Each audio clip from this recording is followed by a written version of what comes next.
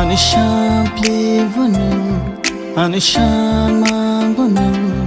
Anibukavunum, Anilangmavunum, Hapsugi, Ningle Tanka, Hapsugi, Ningle Tanka, Nini Maya, Nini Kaya, Vokuligi Tongo. No go chop jagi tongi manja nini maya nini kaya vokuligi tongo no go chop jagi tongi manja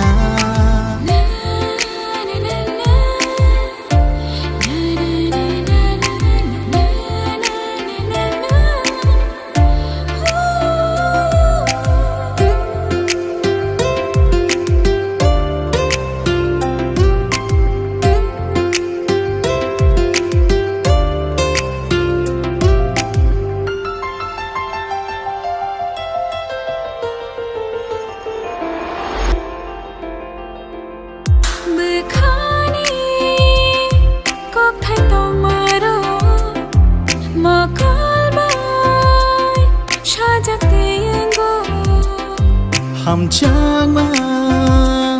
tong khe kha pango nashik ma vai no shai ma nei thango kunai be kha tong mani kashango nini maya nini kaya vokuligi tongo naga chop jagi tongai manya nini maya nini kaya vokuligi tongo no go chop jagi tongi manya angkani bekabotini adila motam bahasha kajara shikila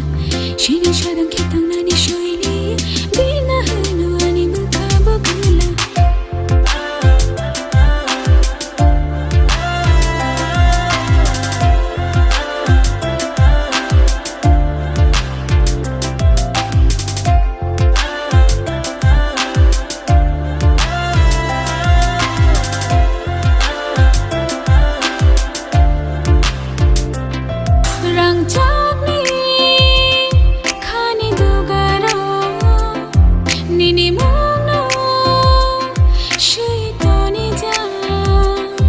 Nini kokno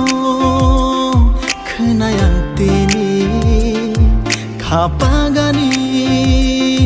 mushawi tong kha khenai bakha tong mani kashang kha Nini maya nini kaya vokuligi tongo no go chop jagi tongi manja Nini maya nini kaya vokuligi tongo no go chop jagi